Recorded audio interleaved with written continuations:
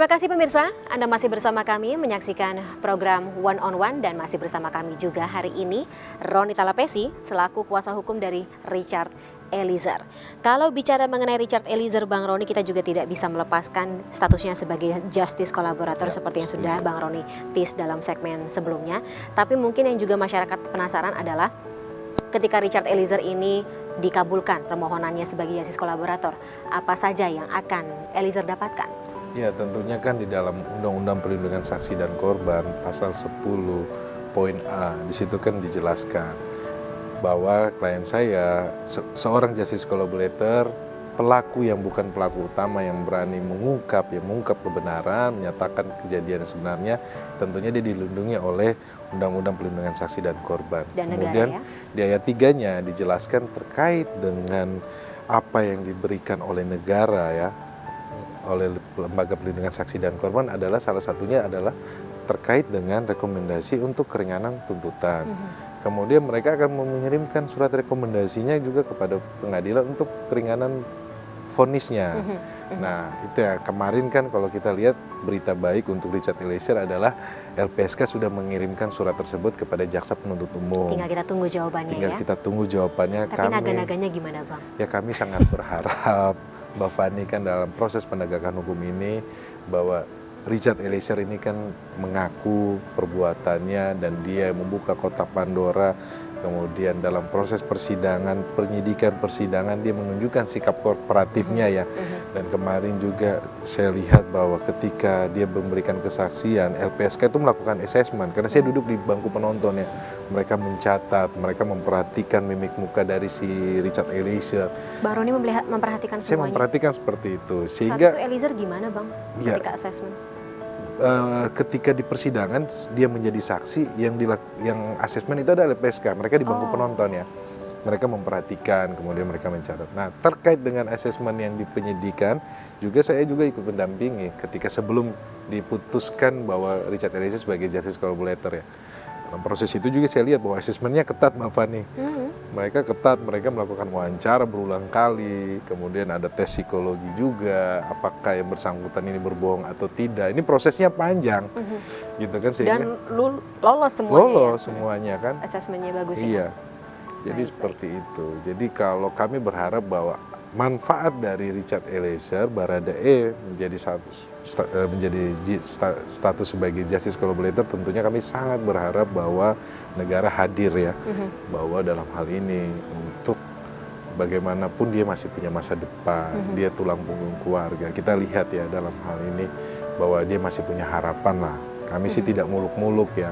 Tapi saya menanyakan berulang kali kepada Baradae atau Richard Eliezer, cita-citamu apa? Saya masih tetap mau menjadi anggota BRIMOB. Itu adalah kebanggaan dari dia dan kebanggaan keluarga. Dan tampaknya dari BRIMOB sendiri juga tidak menutup pintu untuk itu, ya. Ya, kami berharap, ya, sekali lagi. Masih ada kekompakan kok untuk mendukungnya kalau saya lihat. Ya, kami melihat bahwa kami juga terima kasih, ya, kepada Pak Kapolri, kemudian Pak Dankor, kemudian tim sus, Pak Kabar Reskrim, ya, Pak Kabar Intelkam, Pak Kabar Hakam, semua, ya, semua pimpinan yang kami melihat, Kabar Intelkam, bahwa dalam proses ini kan bagaimana proses ini semuanya berjalan baik dan hak-hak dari Richard Eliezer Baradae ini terpenuhi semuanya. Bang Roni, yang juga kita perhatikan adalah, tapi benar, ya, dari ketika penyidikan, asesmen penyidikan tersebut, kemudian pembentukan BAP sampai dengan persidangan, itu keterangan yang disampaikan oleh Eliezer itu semuanya konsisten. Iya. Bang Roni, apa ya, membisiki apa sih supaya kliennya ini bisa tetap teguh seperti itu dalam pendiriannya, dan somehow ya itu tadi gitu, ketika kita, kalau saya sebagai manusia biasa gitu kadang-kadang suka selip, ya itu tadi kadang-kadang mungkin ada amnesia setengah-setengah lah gitu untuk mengingat seperti itu, tapi ini tidak terjadi di Eliezer gitu. Mungkin ada bocoran seperti apa gitu, komunikasi seperti apa sih yang Bang Roni bangun dengan Eliezer sampai memang titik ini? Aktif berkomunikasi, ya.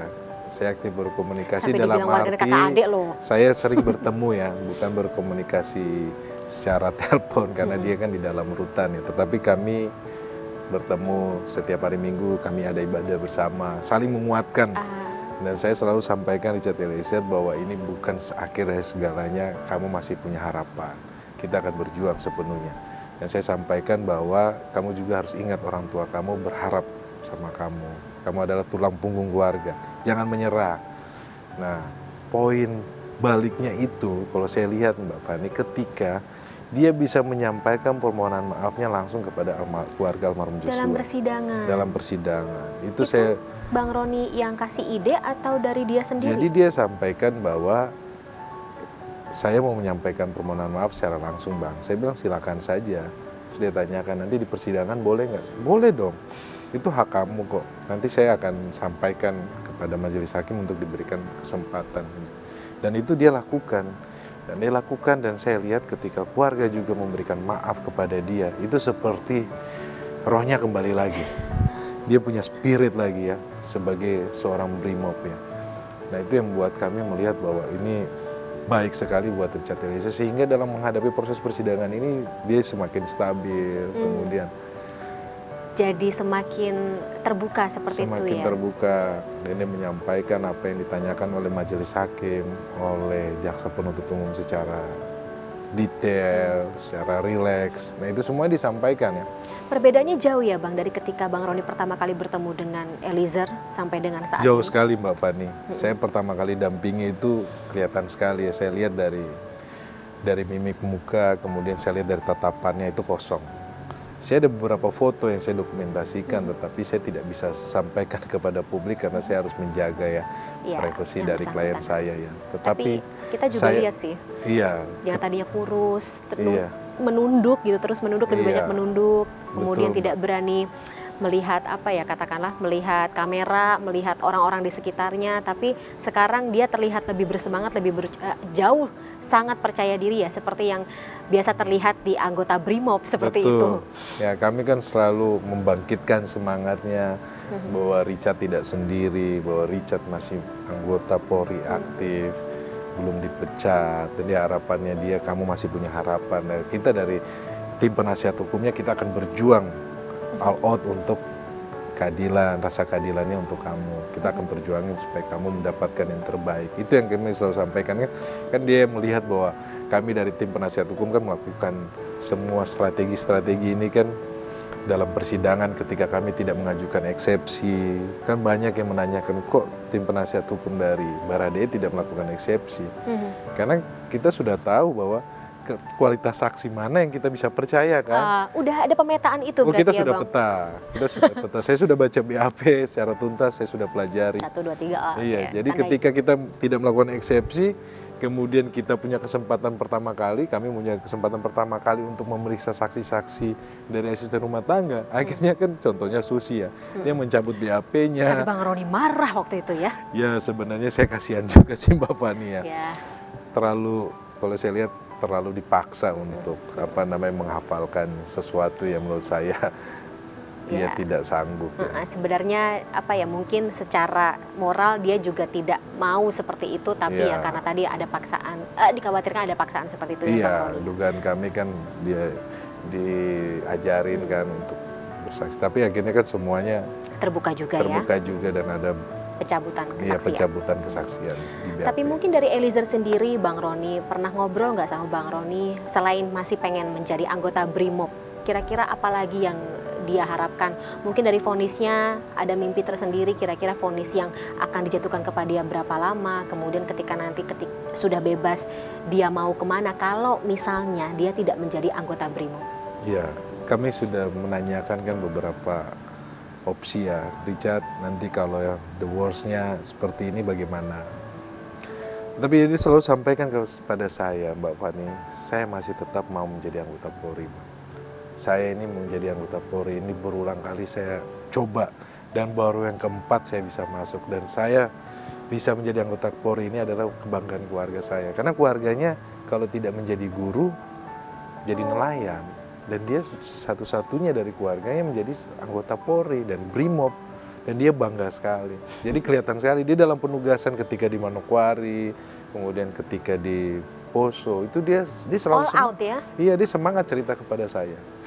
Ya, nanti kita lihat ya nanti di proses persidangan ini terkait dengan pembelaan kita di pledoi. Tetapi kalau sepanjang ini persidangan ini kami melihat bahwa fakta persidangannya sudah sangat jelas ya terkait perintah itu sudah bunyi di keterangan-keterangan di persidangan, yang lainnya juga sudah bunyi terkait perintah. Itu yang pertama.